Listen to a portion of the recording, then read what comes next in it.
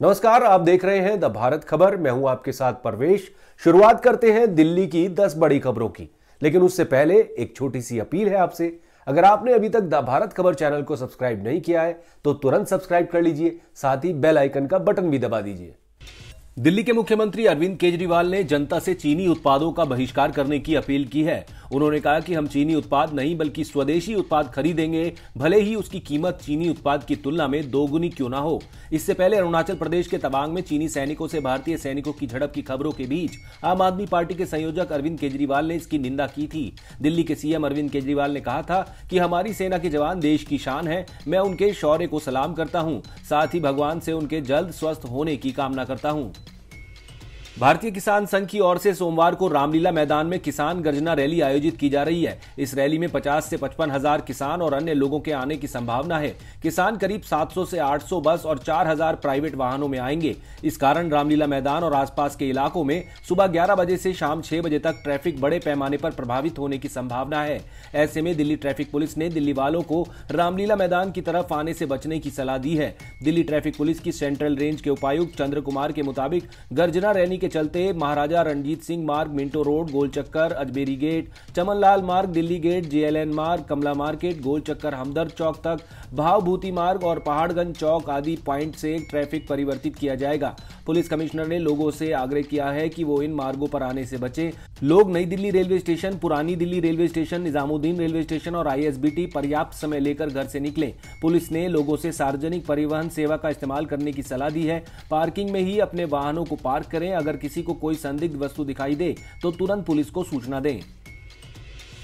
दिल्ली के गुलाबी बाग इलाके में एक तेज रफ्तार कार का कहर देखने को मिला। गाड़ी चलाना सीख रहे शख्स ने अपनी बेलगाम गाड़ी की चपेट में 3 मासूम बच्चों को ले लिया। इस हादसे की चपेट में आए 2 बच्चों को मामूली चोट आई, जबकि एक की हालत गंभीर बनी हुई है। पूरी घटना सीसीटीवी में कैद हो गई। पुलिस ने गाड़ी को जब्त कर आरोपी ड्राइवर को गिरफ्तार कर लिया है। पुलिस फिलहाल पूरे मामले की जांच करने में जुटी हुई है। दिल्ली की कानून व्यवस्था दिन ब दिन चौपट होती जा रही है। राजधानी दिल्ली के शाहबाद डेरी इलाके में बदमाश पुलिस की गिरफ्त से अपने एक साथी को छुड़ाकर फरार हो गए। गश्त के दौरान पुलिस ने संदिग्ध हालत में घूम रहे बदमाश को पकड़ा था और उसका सत्यापन कर रहे थे। पुलिस मामला दर्ज कर फरार बदमाशों की तलाश में जुट गई है। जानकारी के मुताबिक शाहबाद डेरी थाने में तैनात हवलदार तरुण शुक्रवार शाम इलाके में गश्त कर रहे थे। इस दौरान वो उन बदमाशों की जांच पड़ताल कर रहे थे जिनके खिलाफ आपराधिक मामले दर्ज हैं। इसी बीच हवलदार को एक पंकज नाम का बदमाश इलाके में संदिग्ध हालत में घूमता हुआ नजर आया। पुलिसकर्मी ने उसे हिरासत में ले लिया। इसके बाद अचानक पंकज के कुछ साथी वहां पहुंच गए और हवलदार से हाथापाई करने लगे। मौके का फायदा उठाकर पकड़ा गया बदमाश फरार हो गया।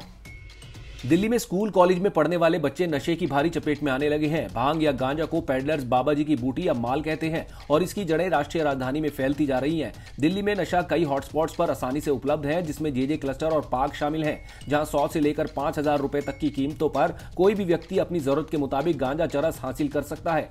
शहर भर में नशे का यह सामान बिना किसी डर के खुलेआम बेचा जा रहा है। दिल्ली की जनता राजधानी में फैलते नशे को लेकर पुलिस से खासी नाराज है। पंचशील विहार निवासी आदित्य शर्मा ने कहा कि हमारे यहाँ सतपुला पार्क में दिन भर नशेड़ी नशा करते रहते हैं। पिछले 1 साल में 2 मर्डर इस पार्क में हो गए, लेकिन इसके बावजूद पुलिस इन चीजों पर कंट्रोल नहीं कर पा रही है।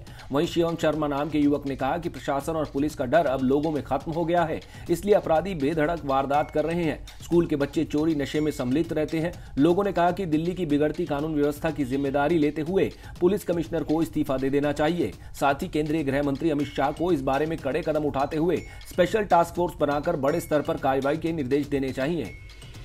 दिल्ली पुलिस की स्पेशल सेल ने अंतर्राज्यीय ड्रग सिंडिकेट का पर्दाफाश कर केमिस्ट समेत 3 आरोपियों को गिरफ्तार किया है। आरोपी प्रतिबंधित नशीली दवाएं अवैध रूप से बेच रहे थे। इनके कब्जे से 15 करोड़ रुपए की प्रतिबंधित नशीली दवाएं बरामद हुई हैं।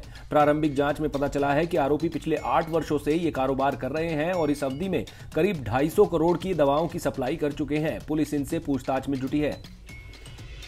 दिल्ली एयरपोर्ट पर पुलिस को बड़ी कामयाबी मिली है। दिल्ली के इंदिरा गांधी अंतर्राष्ट्रीय एयरपोर्ट पर कोकेन के 82 कैप्सूल के साथ गिनी की एक महिला को गिरफ्तार किया गया है। कस्टम विभाग ने बताया कि कैप्सूल की कीमत 15 करोड़ 36 लाख रुपए बताई जा रही है। मामले की छानबीन की जा रही है। देश की राजधानी दिल्ली के देशबंधु गुप्ता रोड इलाके में निगम स्कूल की शिक्षिका की पिटाई से घायल 11 साल की छात्रा के चेहरे की हड्डी टूट गई। लड़की के पिता ने आरोप लगाया है कि हड्डी टूटने के कारण बच्ची खाने या बोलने में असमर्थ है। फिलहाल बच्ची सफदरजंग अस्पताल में भर्ती है। बताया जा रहा है कि छात्रा को फेंके जाने की जानकारी मिलते ही स्कूल इंचार्ज वर्षा कक्षा के पास पहुंची। कक्षा का दरवाजा बंद था। वर्षा ने उसे खुलवाया तो गीता ने उन पर भी हमला कर दिया और मारना शुरू कर दिया। मारपीट में वर्षा के सिर, गर्दन और पेट में चोट आई है। उन्हें भी अस्पताल ले जाया गया, जहां गर्भवती होने के कारण उनका अल्ट्रासाउंड भी किया गया। कक्षा में चारों तरफ बोतलें और किताब कॉपी बिखरे पड़े थे। वहीं हिरासत में लिए जाने के बाद शिक्षिका काफी उत्तेजित थी और थाने में वो नारेबाजी कर रही थी। पुलिस ने शिक्षिका के परिवार वालों से संपर्क किया, जिसमें परिवार वालों ने बताया कि शिक्षिका डिप्रेशन में है। गीता हरियाणा की रहने वाली है। करीब 1.5 साल पहले झज्जर निवासी रुपेश से प्रेम विवाह हुआ था। अपनी मर्जी से शादी करने की वजह से परिवार वालों ने उनसे नाता तोड़ लिया था। इस बीच उसका पति और ससुराल वालों से मनमुटाव हो गया। इसके बाद से वो कमला नगर स्थित पीजी में रह रही थी। दिल्ली पुलिस समेत देश की सुरक्षा एजेंसियों के एम्स साइबर अटैक मामले में अभी तक हाथ खाली हैं।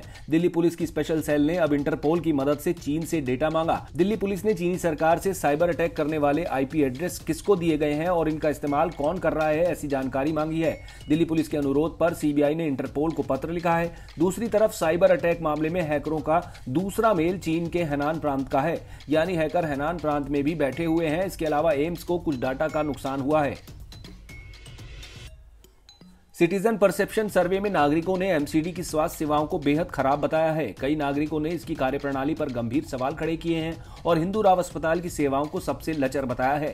सिटीजन परसेप्शन सर्वे आवास और शहरी मामलों के मंत्रालय की ओर से ईज ऑफ लिविंग इंडेक्स का हिस्सा है, जो नागरिकों की उनके शहरों में जीवन की गुणवत्ता के संबंध में धारणा को सीधे पकड़ने की कोशिश करता है।